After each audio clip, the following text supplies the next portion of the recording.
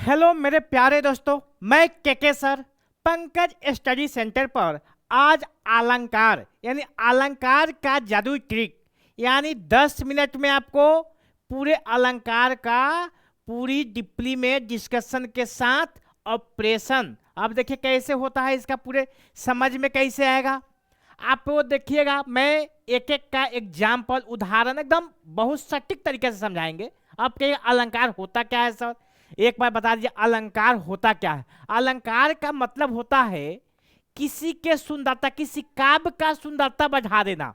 जैसे महिलाओं में क्या होता है, महिला जो होती है 16 को श्रृंगार करती है, उससे क्या होता है उसका रूप और बढ़ा चढ़ा कर दिखाता है 16 हो श्रृंगार के लिए। उसी तरह होता है अलंकार, अलंकार किसी वाक्य में जुड़ जाता है तो उसका क्या है और सुंदरता बढ़ा देता है, मतलब उसको सुनने में बड़ा सुरीली लगता है। इसीलिए अलंकार को आभूषण के समान समझा जाता है। जैसे महिलाओं में आभूषण क्या होता है उसके सुंदरता को बढ़ाता है, उसी तरह वाक्य में अलंकार क्या होता है उसके सुंदरता को बढ़ा देता है। देखिए जादुई ट्रिक क्या है, अलंकार की पहचान एक बार में पहचानिएगा, एक लाइन में।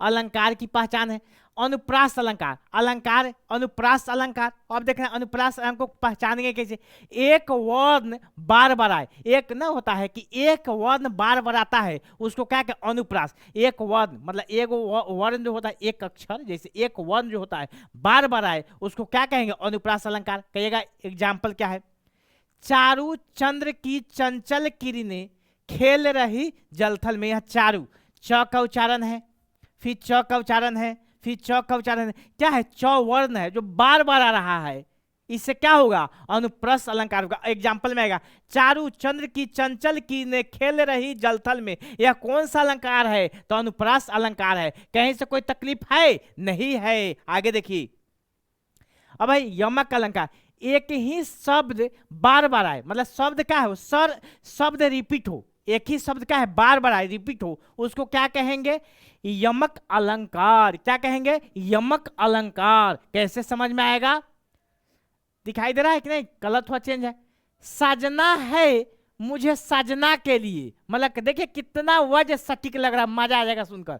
सजना है मतलब क्या है न सजते सवरते नहीं है, तो सजते सवरते है किसके लिए, तो सजना के लिए सजना है। देखिए शब्द देखिए साजना, साजना है यानी क्या है अपने आप को सजना संवारना है, किसके लिए तो साजना के लिए। एक ही शब्द को देखिए बार बार रिपीट हो गया है, साजना है मुझे सजना के लिए। समझ में आ रहा है ना, मतलब हमको तैयारी होना है किसके लिए अपने पिया के लिए, अपने पिया के लिए। तो यहाँ सजना लिख दे, सजना है मुझे सजना के लिए। तो कौन सा अलंकार है तो यमक है, शब्द का क्या है रिपीट हुआ है बार बार है। कनक कनक ते 100 गुनी मदकता अधिकाई, समझ में कनक के कनक बार बार शब्द रिपीट हो रहा है। यहाँ लिखा है काली घटा का घमंड घटा, कहने का मतलब है घमंड घटा, काली घटा का घमंड घटा। यहाँ भी घटा है यहाँ भी घटा, तो यहाँ काली घटा किसके बादल के बारे में कह रहा है, काली घटा का घमंड, बारिश हो जाता है तो उसका क्या होता है घमंड घट जाता है। तो क्या शब्द का रिपीट हो रहा है, शब्द का रिपीट हो रहा है तो क्या होगा यमक अलंकार, कहीं से कोई दिक्कत नहीं होगा।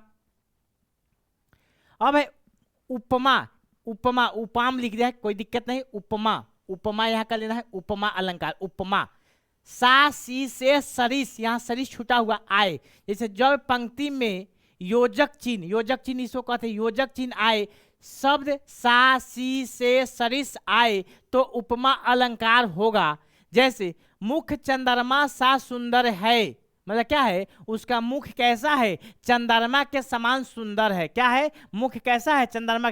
यहाँ सा तो लगा है, सा के साथ क्या है योजक चिन्ह भी लगा हुआ है, तो क्या हुआ उसका मुख जिसमें सा लगा हो और योजक चिन्ह दोनों लगा हो उसमें कौन सा अलंकार है तो उपमा अलंकार। एक बार में समझ रहे जिसमें सा लगा हो, सा से सी लगा हो, सरिस लगा हो और योजक चिन्ह भी लगा हो तो क्या हो जाएगा उपमा अलंकार होगा। कहीं से कोई दिक्कत है नहीं है, मैं साइड हो गया।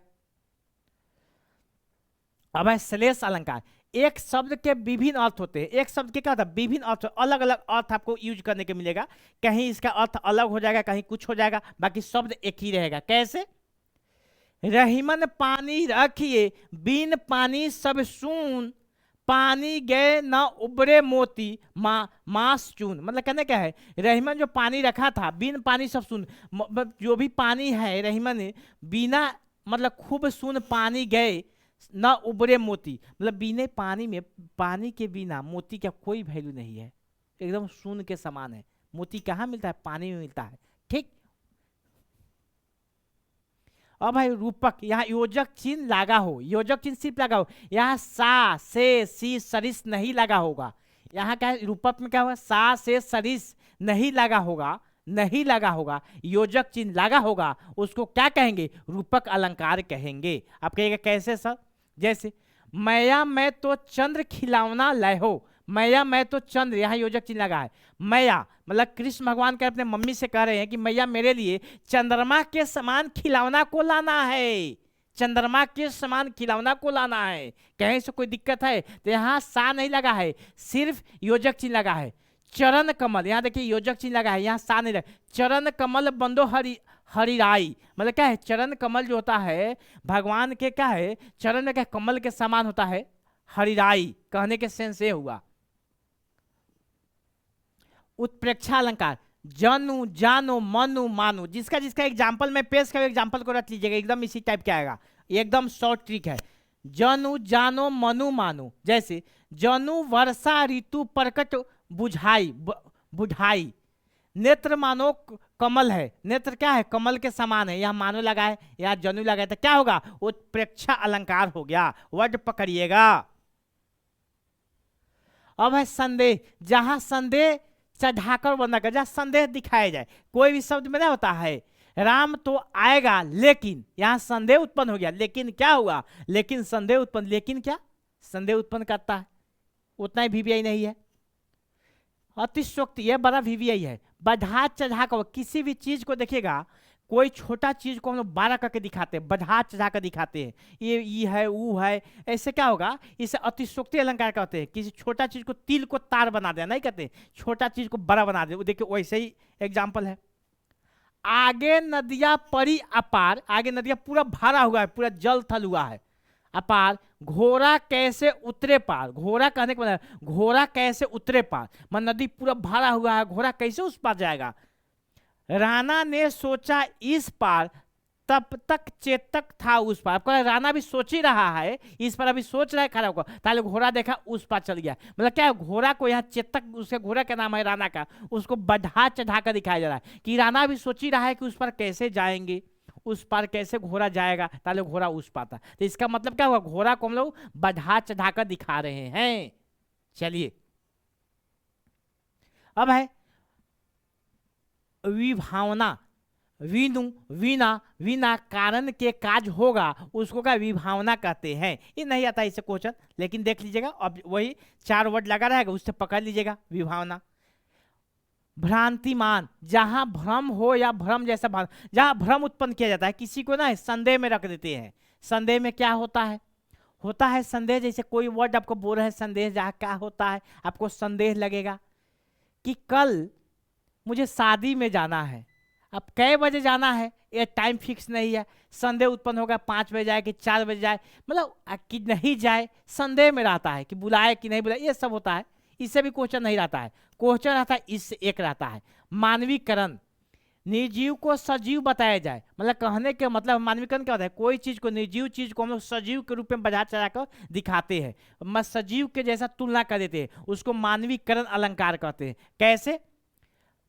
फूल हंसे कलियां मुस्कुराई, फूल हंसता थोड़े है, ऐसा हम लोग बढ़ा चढ़ा कहते हैं कि फूल हंस रहा है, फूल मुस्कुरा रहा है, कलियां मुस्कुरा रही है, मतलब क्या है? मानवीय गुण को दिखाते हैं, मानवीय गुण को दिखाते हैं। इसका मतलब क्या हुआ? मानवीय गुण को दिखाने, इसका मतलब क्या होता है कि मानवीकरण अलंकार होगा, मानवीकरण अलंकार हो गया। एक है क्या?